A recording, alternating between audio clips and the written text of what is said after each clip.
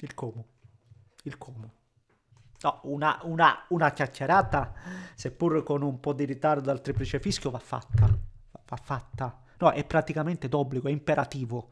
No, perché altrimenti questi qua se ne vanno zitti zitti, quatti quatti, nelle zone alte, senza quasi che nessuno, no, dica nulla. Io quasi sono indispettito da quello che sta mostrando il Como, la squadra di Fabregas. Sono indispettito perché il tutto viene quasi anche, forse volutamente confuso. Ma qua parliamo di una squadra che è già matura. E attenzione, non lo dico perché fa 5 gol a Toro. Non mi interessano, o meglio, mi interessa perché mi piace vedere gol, giocate, giovani, talentuosi che già hanno delle skills, come piace dire oggi ai giovani, no? Che appunto ti appagano, no? Ma il Como è già squadra, al netto del... si giocherà già quest'anno un posto in Champions.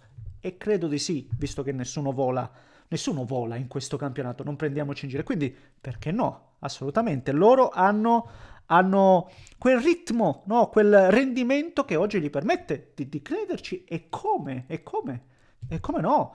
Eh, e ribadisco, perché maturo questo concetto, questo pensiero? Non per i gol, non per i gol, per il fatto che non li prenda i gol, per il fatto che questa squadra è equilibrata, perché questa squadra è dura, è tosta, è... No, tutti pensiamo a Fabregas, allenatore spagnolo, questi vanno all'arrembaggio, giocano, vogliono sempre la palla loro, c'è questa, no, imprinting, no? No, no, no, Fabregas è già molto italiano sotto tanti aspetti. Il Como è la seconda miglior difesa, ha subito solo 7 gol a 1 dalla prima che è la Roma con 6.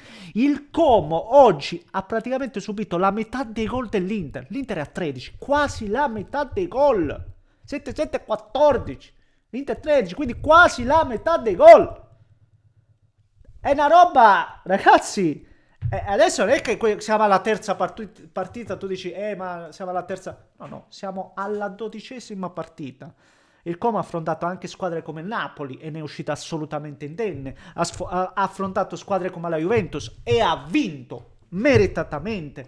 Se l'è giocata con l'Atalanta, ha perso forse col Bologna. Adesso sapete che non mi ricordo. Ha perso sicuro col Bologna, però non mi ricordo la gara. Però è una squadra che non esce mai, cioè, non è che crolla, ce l'ha disfatta. No, questa è una squadra già seria, già matura, signori miei. Adesso ne parliamo, anche se non è che ci sarebbe molto altro da aggiungere in realtà. Prima, come al solito, invito a lasciare un like per soddisfare l'appetito insaziabile di quel mattacchione d'algoritmo, e poi se volete contenuti anche in questo genere, in tal senso, perché oggi magari non viene considerato mainstream il Como, ma ci arriveremo, ne sono più che sicuro.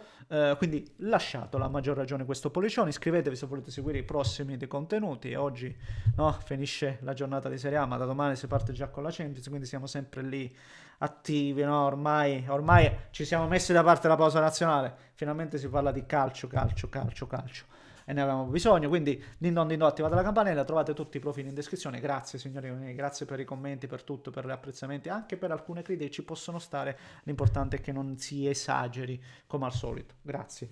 Allora, sì, no, lo vedevo anche oggi. Tu dici, ha preso gol. Vai a vedere un po' il gol subito. È praticamente una punizione autoinflitta da un regolamento che anche qui, anche oggi, anche adesso andrebbe nuovamente discusso. Perché non è possibile che un giocatore rinvii, certo, anche in maniera goffa, rinvia sta palla in qualche modo, finisce sul braccio e rigore. Il rigore, per carità, e questo è il regolamento, come dicevo sull'episodio Pavlovic-Turam. Ok, è questo il regolamento, però allo stesso modo, lo diciamo sempre, il rigore è talmente penalizzante che andrebbe concesso veramente per questioni serie, serie, serie e gravi, onestamente. Però poi parliamo sempre di campo, perché la squadra seria, la squadra matura, la squadra che alla lunga dimostra di avere valore, non è che finisce lì la partita. Il Toro la rimette in piedi, uno pari, palla al centro, oddio, adesso che succede? No, si va e te ne faccio anche 5. Non è questo il problema, quando c'hai una struttura. E poi fatemelo dire, sta squadra, lo dicevo prima, sta squadra ha veramente tanto talento, se li è scelti bene i giocatori, ma magari non è che... Paz ovviamente è uno di quelli che svetta su tutti gli altri, ma anche gli altri ragazzi, nel loro ruolo hanno delle caratteristiche specifiche in cui eccellono, lo diceva sempre Gasperini. Io voglio, voglio che i miei giocatori abbiano almeno un'abilità in cui eccellono, in cui sono eccelsi. Eccellono si dice, mamma mia che parola. In cui sono eccelsi. Ecco, e secondo me sta lezione il Cesc l'ha presa molto, molto bene. E poi io sono matto per la cerniera di centrocampo, da Cugna e soprattutto Perrone. Io stravedo per Perrone. La porta. Per Perrone che veramente nelle due fasi è incredibile, mi piace da morire come la giostra, come se l'ha imposta, molto molto, veramente molto bravo. Sti ragazzi che sono sempre, che provano anche la giocata, vedi, io non vado matto per Jesus Rodriguez, eppure ci fa vedere delle cose interessantissime. Ah dai, adesso oggi due gol, ma ci eravamo completamente dimenticati di Baturina e anche lui oggi timbra. Ma veramente la lista è infinita. Oggi non ha giocato gente come Caccherè, che anche lui è un giocatore importantissimo. Per cui, ragazzi, e sto citando tutti i ragazzi che hanno dai 20 ai massimo 24 anni. Quindi questa è una squadra che potenzialmente già non ha rivali. Una squadra che poi può valorizzare i propri giocatori. Secondo me nel tempo non è che avrà bisogno per forza di cosa di cederli. Vedremo. Ovvio, un giocatore come Paz, che già oggi te lo invidiano in tutto il mondo, si parla di Real Madrid, lì fai un discorso a parte. Ma io confido nel fatto che una squadra come il Como in futuro possa mantenerli questi giocatori qua.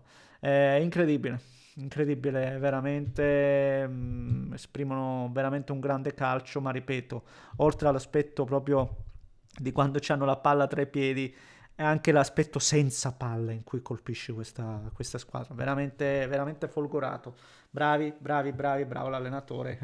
Abbiamo capito anche perché Fabregas eh, sia rimasto lì, assolutamente. E mi dispiace un po' per il Toro di Baroni, perché vederlo così, non lo so, il primo tempo è stato, se vogliamo, anche abbastanza equilibrato, ma poi se... non lo so, è una squadra che, ecco, puoi anche perdere, ma non devi assolutamente staccare. Oggi abbiamo rivisto Zapata, ovviamente non è ancora in forma, speriamo che lui possa dare in futuro, no, ritrovando la condizione, ridare un po' di linfa a questa squadra che alterna anche delle buone prestazioni ad altre completamente sguaiate, ecco. Va bene, signori, questo è il mio punto di vista. Voglio sapere la vostra, ovviamente. Se volete commentate, likate, iscrivetevi al canale. Se volete altri contenuti del genere, lasciate il pollicione, ok? Un grande abbraccio da Rescue.